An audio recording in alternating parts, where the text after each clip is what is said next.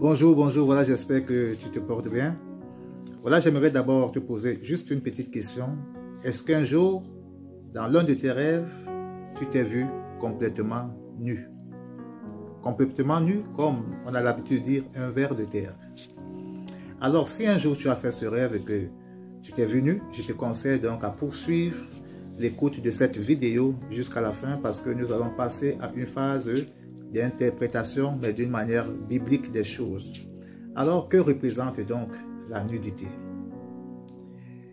Que ce soit dans la Bible, la nudité représente la vulnérabilité, le danger.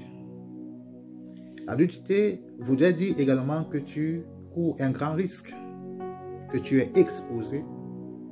Elle voudrait également dire que bientôt tu seras couvert de honte. De honte dans le sens peut-être que tu seras trahi, tu seras exposé, tu seras affiché. Ce que tu faisais dans le secret sera peut-être exposé au vu et au su de tout le monde. Et tu seras donc couvert de honte. Alors quand tu fais un rêve de nudité, cela ne présage rien de bon. Tu dois tout simplement faire attention parce que non seulement toi tu cours un grand risque, mais ta famille court un grand risque, tes affaires courent un grand risque, tout ce que tu as entre tes mains court un grand risque. Tu cours un risque de le perdre et toi-même peut-être de perdre toi-même ta propre vie. Alors, la Bible déclare donc que rien de mal ne peut arriver à un enfant de Dieu sans que Dieu ne l'ait averti au préalable. Alors, comment est-ce que Dieu peut t'avertir? Dieu nous avertit souvent par des visions et des songes lorsque nous sommes plongés dans un profond sommeil. Et c'est dans ce profond sommeil que Dieu nous révèle souvent beaucoup de choses concernant notre vie. Alors, la première fois, tu peux rêver que tu marches, mais tu n'as pas de chaussures. Tu vas négliger.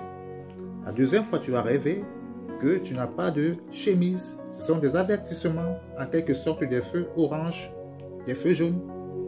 La troisième fois, tu vas rêver que tu n'as plus de pantalon. Et la quatrième fois, tu vas rêver que tu n'as même plus de chaussures, que tu es complètement nu. Alors là, tu es au feu rouge.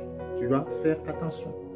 Tu dois faire attention parce qu'il n'y a plus en toi ce qu'on appelle la couverture spirituelle. La couverture spirituelle, c'est quoi? C'est le vêtement de Dieu, c'est la gloire de Dieu. C'est la gloire de Dieu. Quand spirituellement on te voit, si on te voit nu, tu es une personne facilement attaquable. Tu es une personne facilement mangeable. Tu es comme une maison qui n'a pas de toit, exposée à la chaleur, à la neige, à la pluie.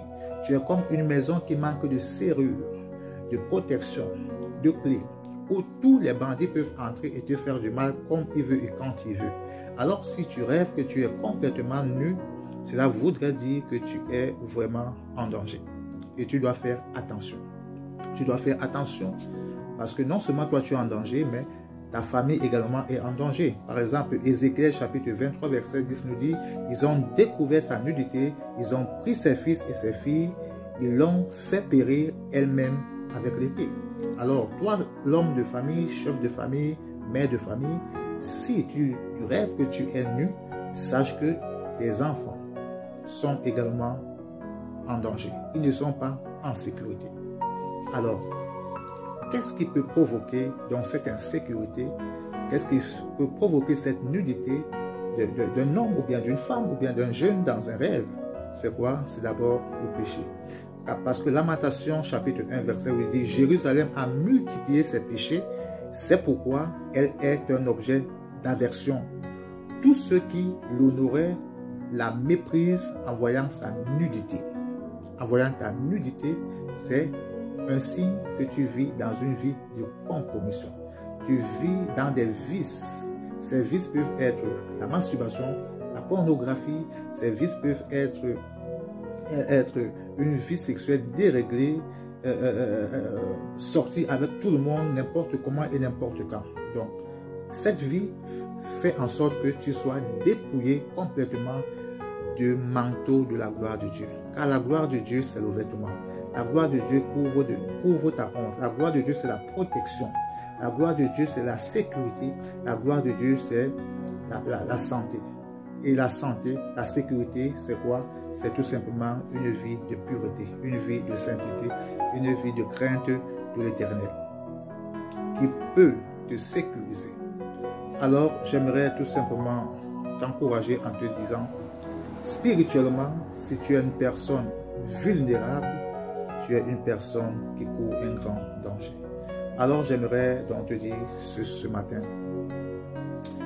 ne méprise pas ce genre de rêve. La solution, c'est une vie de repentance. Répands-toi, prie, cherche la face de Dieu et tu verras que Dieu te rétablira dans tout ce qui t'est arrivé. Dieu te rétablira dans ton statut. Dieu te protégera, Dieu te gardera. Alors que Dieu te bénisse.